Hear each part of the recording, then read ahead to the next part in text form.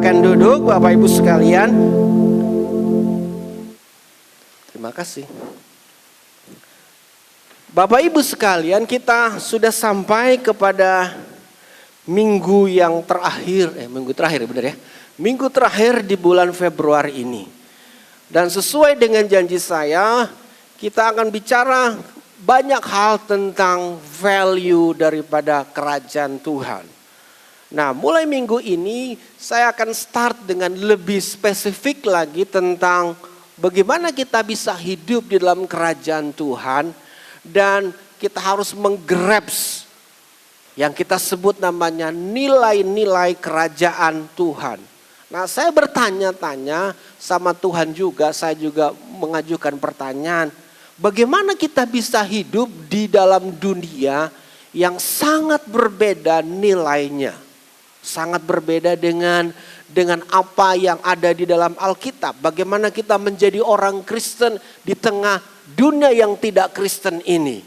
Kenapa? Karena saya melihat bahwa ada banyak orang Kristen salah menjalankan kekristenannya. Dan hampir kebanyakan kita tidak pernah paham tentang value atau nilai-nilai kerajaan Tuhan itu sendiri. Nah, menarik bahwa di dalam Injil Matius pasal yang kelima ayat yang ke-7, Yesus menjelaskan tentang value kerajaannya Dia. Bagaimana orang yang percaya kepada Dia hidup dalam value-value tersebut. Nah, kita akan memulai seri ini dari pasal yang kelima sampai pasal yang ke-7. Tapi lebih spesifik saya akan bagikan kepada saudara ayat demi ayat. Sehingga saudara bisa mengerti value itu dan saudara bisa mempraktekkan di dalam kehidupan saudara sehari-hari. Memang sangat sulit. Ada seorang teolog mengatakan ketika kita membaca Matius pasal 5 ayat yang ke-7. Bahwa Matius pasal 5 ayat yang ke-7 menunjukkan betapa bodohnya kita. Betapa kita tidak mengerti. Dan ternyata menunjukkan kepada kita bagaimana sebenarnya orang yang berdosa itu. Dan teolog itu mengatakan disinilah kita bisa bercermin tentang bagaimana hidup kita yang sebenarnya. Ada banyak hal yang akan kita belajar, ada banyak hal yang harus kita ubah di dalam kehidupannya kita. Nah, kita akan mulai Matius pasal yang kelima ayat 1 sampai ayat yang kedua terlebih dahulu. Ketika Yesus melihat orang banyak itu, naiklah dia ke atas bukit. Dan setelah ia duduk, datanglah murid-muridnya kepadanya. Maka Yesus pun mulai berbicara dan mengajar mereka.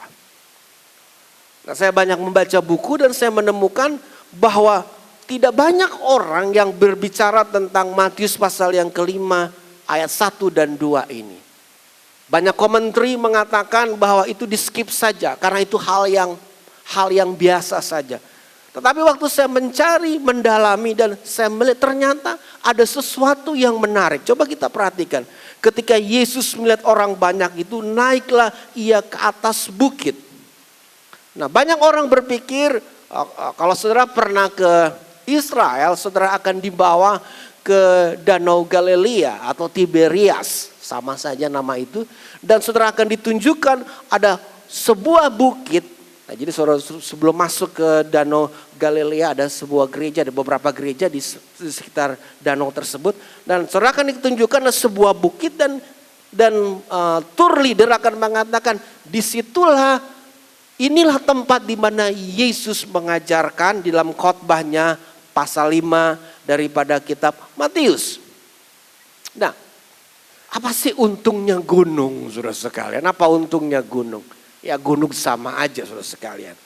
Tetapi kalau saudara membaca Alkitab, gunung itu selalu berbicara tentang sesuatu yang powerful terjadi di gunung itu.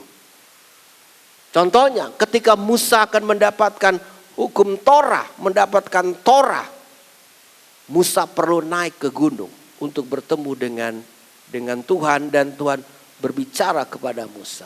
Nah, menarik bahwa Injil Matius ini berbicara tentang Yesus banyak sekali.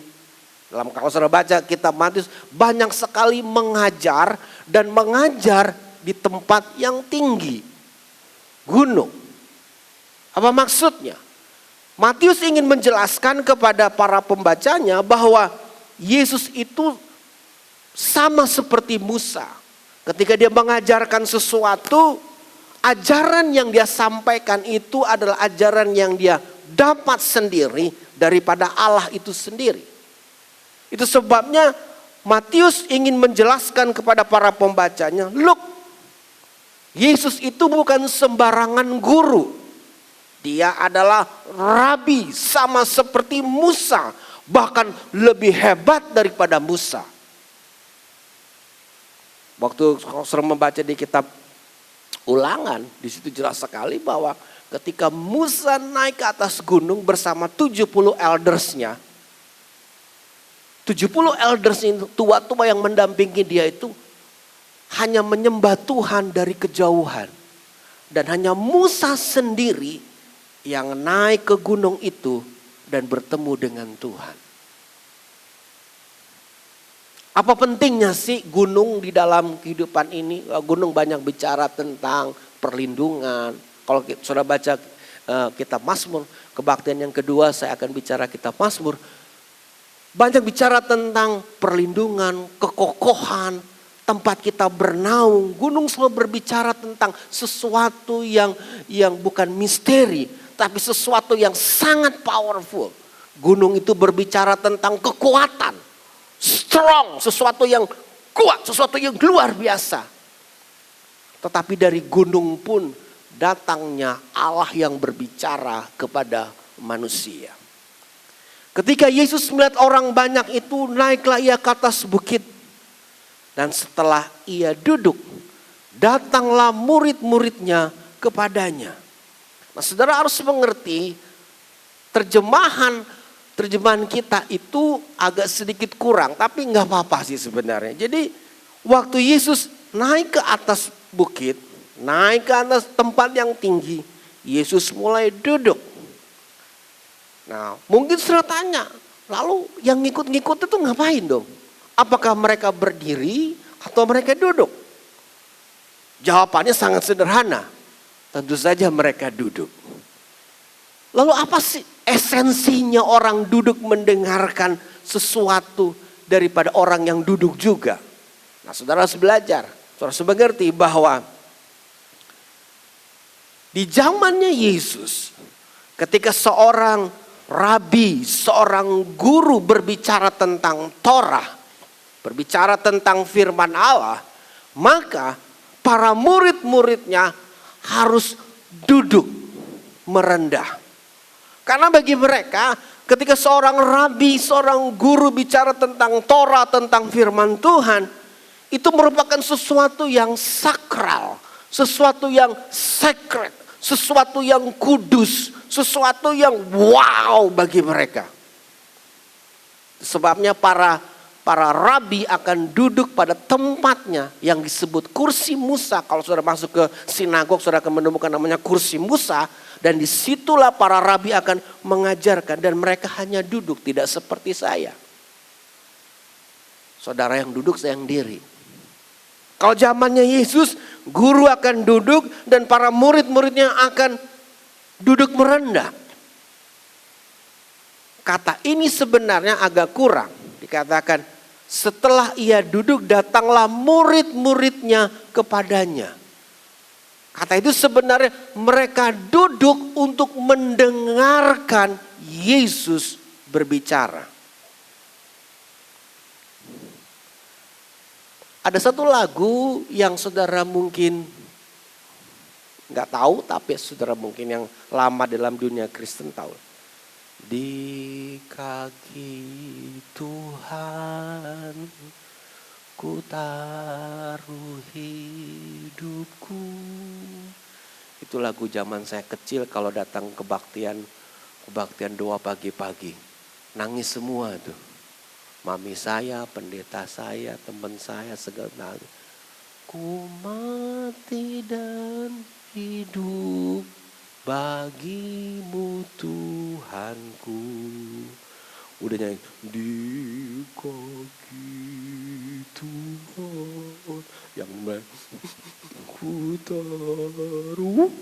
Tiba-tiba ada yang tambah gitu. Ku taruh hidupku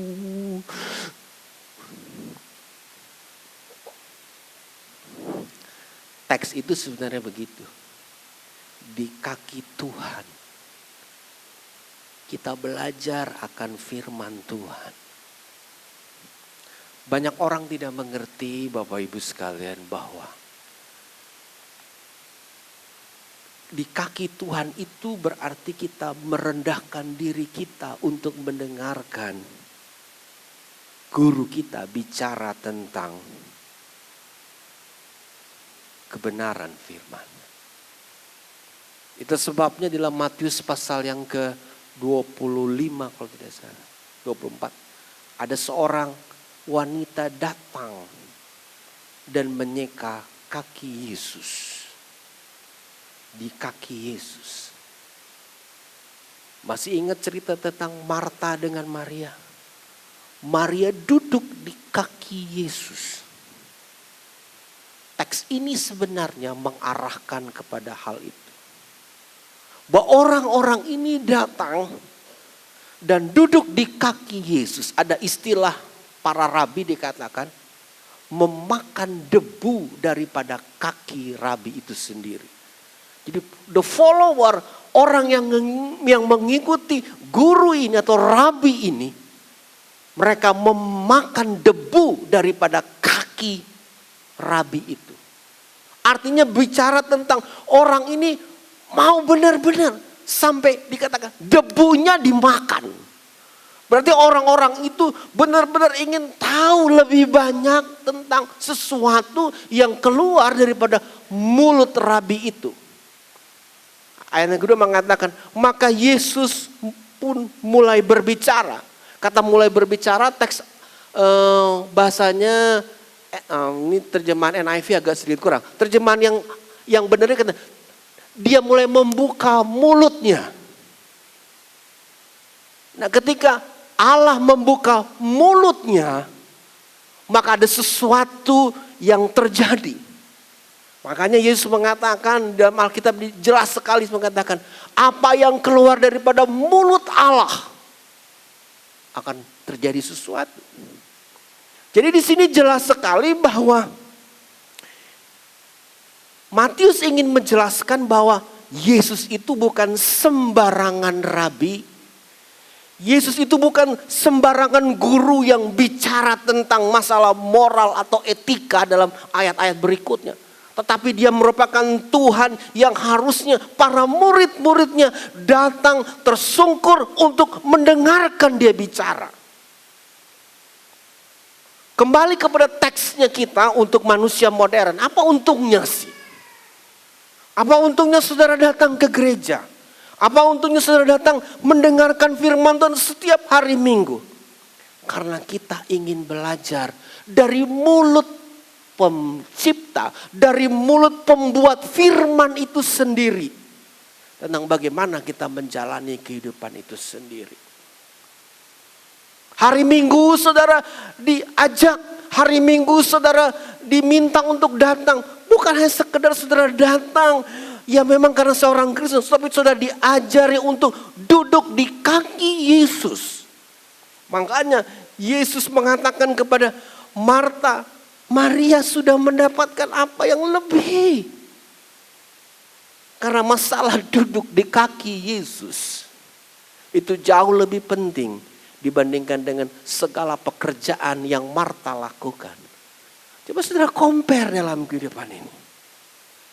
Ada masalah-masalah dalam kehidupan kita yang sebenarnya sangat simpel saja untuk kita selesaikan, yaitu hanya duduk mendengarkan Tuhan bicara kepada kita. Ada masalah-masalah yang sangat complicated di dunia ini, yang sebenarnya jalan satu-satunya hanya kita duduk di kaki Yesus. Mendengarkan Yesus bicara kepada kita. Ada masalah-masalah rumah tangga yang sebenarnya yang sangat mudah untuk kita selesaikan waktu kita mulai duduk di kaki Yesus. Minggu lalu, 2 minggu lalu, Australia dihebohkan dengan satu keluarga mati. Di Queensland. Ada satu keluarga kayaknya udah pisah tuh. Tapi suaminya ini sangat persisten sekali dengan istrinya. Jadi istrinya tuh dikejar waktu apa tuh membawa anaknya untuk sekolah. Bukan hanya dikejar. Waktu mereka ketemu, mobil daripada istrinya disiramin bensin, saudara-saudara, dan dibakar, saudara-saudara. Waduh, crazy, saudara sekalian. Istrinya ini udah mau kabur sebenarnya, tapi nggak tahu bagaimana. Wah, di abuse. Dan istrinya itu masih sempat keluar dari mobilnya yang terbakar. Dan dia juga terbakar, minta tolong dengan orang yang ada di sekitar daerah situ. Ini my husband ini akan lit the fire untuk anak-anak. Terlambat yang keluar dari rumah. Anaknya 3 mati. Dan istri itu mati juga setelah terbakar 90%. Dan suaminya bunuh diri juga. Usut punya usut, saya membaca story-nya kemarin. Wah, menyedihkan. Saya mulai merenungkan. Ada banyak hal dalam masalah rumah tangga kita yang kita sebenarnya sangat mudah untuk diselesaikan. Complicated permasalahan kehidupan kita di dunia ini datang kepada kaki Yesus. Dan kita mendengarkan apa yang Yesus mau. Apa saja di kaki Yesus itu? Di kaki Yesus itu Yesus akan berbicara kepada kita. Atau di kaki Yesus itu kita menyampaikan apa yang kita inginkan. Unek-unek kita. 2 hal. Kita berdoa dan kita mendengarkan Yesus bicara. Jadi rupanya Bapak Ibu saudara-saudara sekalian, ternyata kita harus mengerti bahwa bukan saja, dengerin baik-baik, bukan saja saudara menjadi orang Kristen dan mengalami mujizat. Karena kalau saudara baca pasal yang keempat, coba sudah perhatikan pasal yang keempat. Ayat 23 dikatakan demikian. Yesus pun berkeliling ke seluruh Galilea, ia mengajar dalam rumah-rumah ibadat dan memberitakan Injil kerajaan Allah serta melenyapkan, perhatikan kata, melenyapkan segala penyakit dan kelemahan di antara bangsa itu. Maka tersebarlah berita tentang dia di seluruh Syria, ayat 23, 4 ayat 23. Dibawalah kepadanya semua orang yang buruk keadaannya, yang menderita berbagai penyakit, sengsara, yang kerasukan, yang sakit ayan dan yang lumpuh. Lalu Yesus menyembuhkan mereka. Maka orang banyak berbondong-bondong mengikuti dia. Mereka datang dari Galilea, dari Dekapolis, dari Yerusalem, dari Yudea, dan dari seberang Yordan. Yesus melakukan sesuatu yang spektakuler, saudara. Orang disembuhkan, orang diberikan miracles. Nah, kekristenan itu, salah satu attraction yang terbesar daripada kekristenan adalah ketika orang-orang yang berjumpa dengan Yesus itu mengalami miracles dalam hidupnya. Kelepasan, kesembuhan, berkat datang dalam kehidupannya. Tapi dengar, Yesus tidak sampai di situ. Kita jangan mengalami Tuhan hanya karena kita diberkati Tuhan. Kita jangan mencintai Tuhan karena kita mendapatkan jawaban doa. Kita jangan hanya mencintai Tuhan karena Tuhan melepaskan kita daripada dosa. Next step perlu, yaitu belajar kepada Yesus. Duduk di kaki dia, dengerin.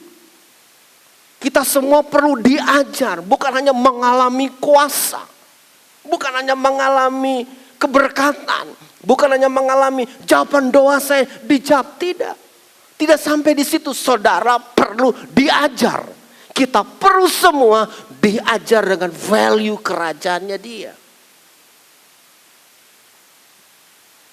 Ini challenge bagi kita. Banyak orang Kristen mengabaikan hal ini. Banyak orang Kristen hanya datang ke gereja dan ingin mengalami jawaban Tuhan. Ingin mengalami kelepasan. Yes, that's fine. Tapi after that, Yesus minta kepada kita untuk duduk di kaki dia dan mendengarkan dia bicara kepada kita. Apa yang kita dapatkan ketika Yesus bicara kepada kita? Yang pertama, kita akan mengalami perubahan di dalam cara kita menyembah kepada Tuhan. Itu yang pertama. Yang pertama, waktu Yesus mengajar, kita akan mengalami perubahan bagaimana kita melihat Tuhan itu. Jadi jangan hanya stop kita mengenal Tuhan. Stop hanya karena kita cinta Tuhan, karena kita mengalami kelepasan jawaban, miracle, berkat yang berlimpah. Enggak. Waktu saudara diajar oleh Tuhan, saudara duduk untuk mendengarkan Yesus bicara kepada saudara, perubahan terjadi dari cara saudara menyembah kepada Tuhan. Hal yang kedua, saudara akan mengalami perubahan di mana paradigma kehidupan saudara. Paradigma itu artinya sistem beliefnya kita. Cara kita percaya, sistem beliefnya kita ini mempengaruhi apa yang kita lakukan. Apa yang kita lakukan dalam pekerjaan kita, dalam rumah tangga kita, dalam bisnis kita, di dalam relationship kita. Paradigma kita berubah. Sistem of beliefnya kita tuh jadi berubah, berbeda.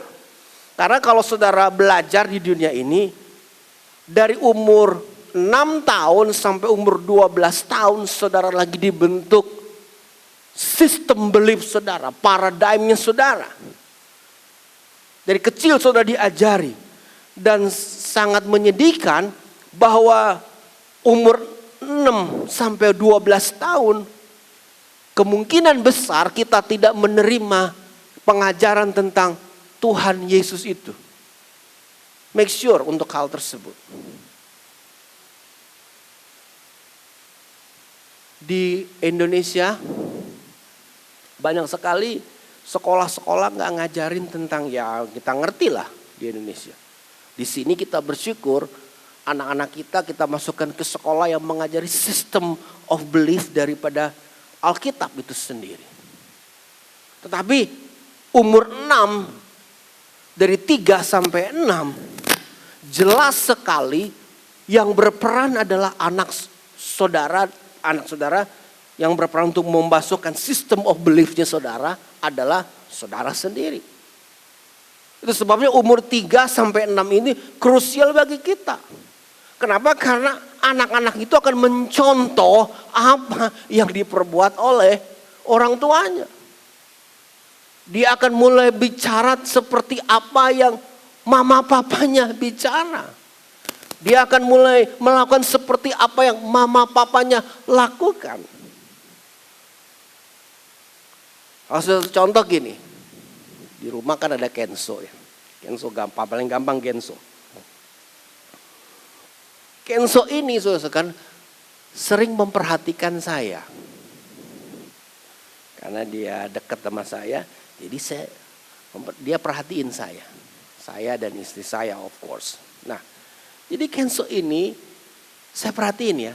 Dulu waktu dia umur ya sekitar 6 bulan sampai 1,5 tahun saudara sekalian. Itu kalau dia melakukan sesuatu lalu dia bisa berhasil gitu ya. Kita tepuk tangan. Nah, kemarin saya ada di Zetland saudara sekalian. Di Zetland itu mallnya itu ada permainan saudara. Permainan itu sebenarnya bukan permainan buat anak umur dia. Lebih gitu. Tapi kan anak ini kan aktif ya. Bapaknya olahragawan, istri maminya. Aduh, maminya waktu kecil tuh sama kayak Kenzo sekalian. Sama deh. Kelakuan kayak maminya, mungkin ini pikirannya kayak bapaknya. Jadi begitu sekalian. Saya perhatiin. Nah, dulu maminya, jangan bilang sama Angel ya. Angel gak ada ya. Maminya dulu waktu kecil suka main eskalator. Nah, yang bawa eskalator ini istri saya. Kenzo juga suka main eskalator. Turun, naik, turun. Nah, si Kenzo ini main di Zetland. Lalu Dia main yang seluncuran begitu saudara. Nah, habis dia seluncuran, dia berhasil seluncuran, apa yang dia lakukan? Dia tepuk tangan. Dia tepuk tangan sendiri. Saya diam aja. Ini kenapa anak nih bisa ngerti tepuk tangan ya? Saya bilang. Oh, saya ingat. Setiap kali dia berhasil melakukan sesuatu, dia akan tepuk tangan. Dan sekarang bukan hanya tepuk tangan, dia teriak. Dia ulang lagi. Bisa berasa, dia tepuk tangan. Nah, saya mulai ingat, oh iya. Waktu dia masih lebih kecil, kita ngajarin dia tepuk tangan. Nah, selalu saya perhatikan, kalau anak ini mulai saya pegang kepalanya, itu artinya dia lagi didoakan dan dia diam. Dia memperhatikan. Nah, saya agak khawatir kalau orang tua tidak memberikan value Kristen untuk anak-anak kita sejak dari kecil. Karena umur 6-12, saya nggak tahu saudara masukin anak saudara ke sekolah apa gitu. Kalau saudara nggak bisa memasukkan value ke Kristen umur ini, bahaya. Sama seperti itu. Paradigmanya, mindsetnya, system of beliefnya itu mulai dibentuk. Itulah sebabnya Bapak Ibu sekalian dengerin baik-baik. Ketika kita berjumpa dengan Yesus, sistem beliefnya kita mengalami perubahan. Saudara akan lihat perubahan-perubahan yang terjadi dalam pasal 5 sampai pasal yang ke-7. Yang ketiga, bukan hanya sistem daripada beliefnya kita akan berubah. Tetapi yang menarik bahwa sistem cara kita menyembah kepada Allah, cara kita melakukan sesuatu atau sistem of beliefnya kita. Dan yang ketiga adalah kita akan mengalami perubahan dari bagaimana kita melihat hidup kita untuk masa depan kita. Kita akan berubah melihat masa depan kita. Karena teks ini di dalam pasal 5 sampai pasal yang ke-7 saudara akan dijelaskan bagaimana hidup dalam kerajaan Allah. Nah, yang menarik Bapak Ibu sekalian, ada karena saya meneliti pasal 5 sampai pasal yang ke-7 ini, ternyata ada sedikit perbedaan. Jadi interpretasi begini. Jadi kalau orang Hebrew, orang bahasa Hebrew, bahasa Ibrani, atau orang Yahudi atau orang Israel sekarang kita sebut ya, itu berpikirnya in the present times. Tetapi waktu orang Greek atau orang Yunani menerjemahkan dari Hebrew thinking ini, Hebrew words ini, itu diganti menjadi future. Karena bagi orang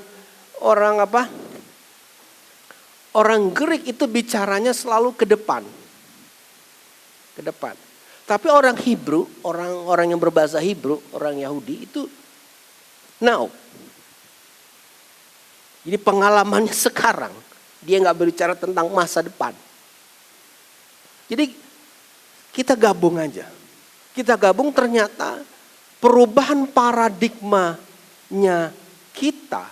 Karena Yesus, karena kita belajar kepada Yesus. Perubahan itu mengakibatkan perubahan untuk saya sekarang.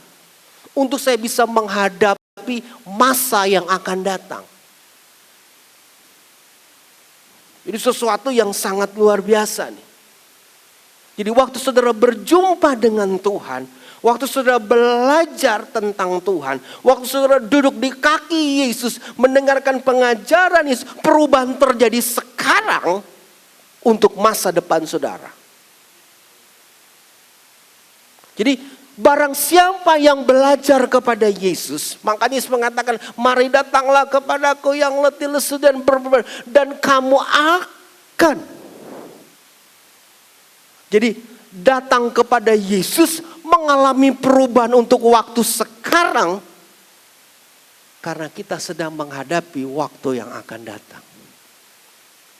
Itu sebabnya Yesus mengatakan, bangunlah fondasi kehidupanmu, karena nanti akan ada air, angin, dan badai melanda kehidupan kita. Jadi waktu kita belajar kepada Yesus, perubahan kita, perubahan cara kita menyembah kepada Tuhan terjadi. Waktu kita belajar kepada Yesus, system of belief-nya kita mulai berubah. Waktu kita belajar kepada Yesus, dengan duduk di kakinya dia dalam teks yang kita belajar, perubahan kita untuk hari ini bagi masa depan kita. Komplit. Itulah yang Yesus ajarkan kepada kita. Salah satu contoh perubahan hari ini untuk dampak kehidupan saudara masa depan adalah masalah coronavirus.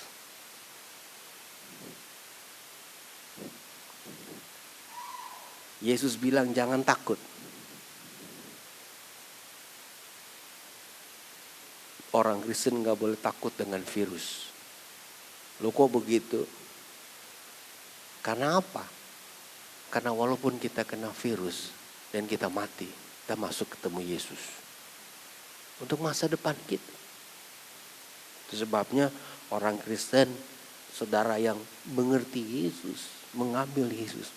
Apa saja yang saudara lakukan, tindakan kehidupan saudara, karena saudara belajar kepada Yesus. Decision untuk rumah tangga saudara. Decision untuk bisnis saudara. Decision untuk karir saudara.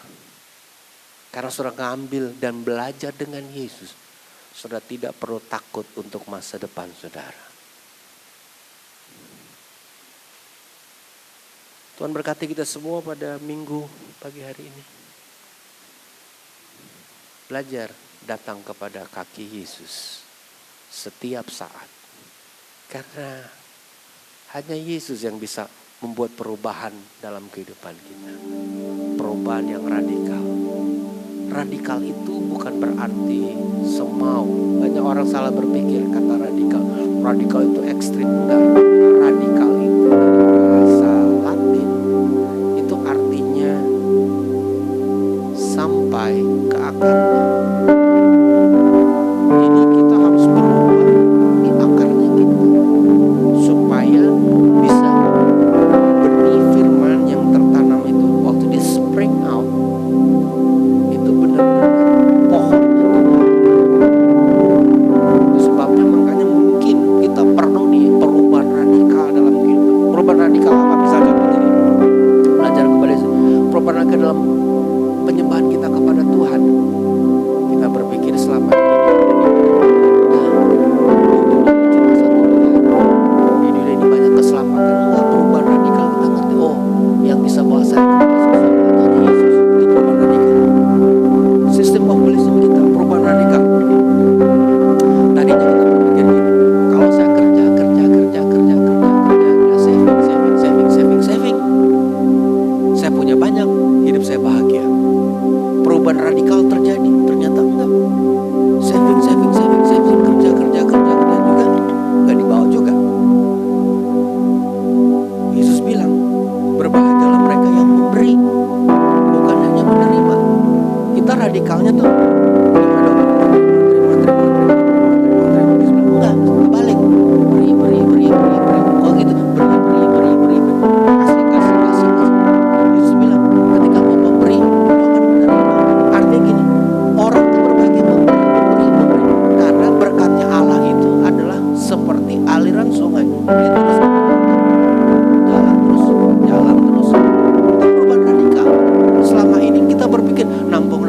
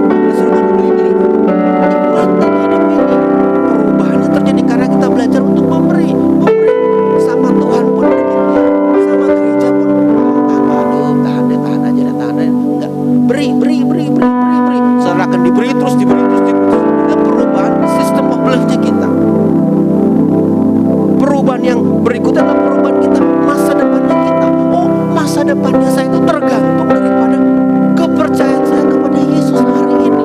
Jadi kalau saudara memberikan iman saudara kepada Yesus, apa Yesus katakan, masa depan saudara itu terjamin. Itulah sebabnya kita bangkit berdiri, karena masa depan kita terjamin. Hari ini saudara dengar firman Tuhan, iya saya percaya nih. Minggu depan saudara datang lagi dan kata, Tuhan saya tambah lebih percaya kepadamu.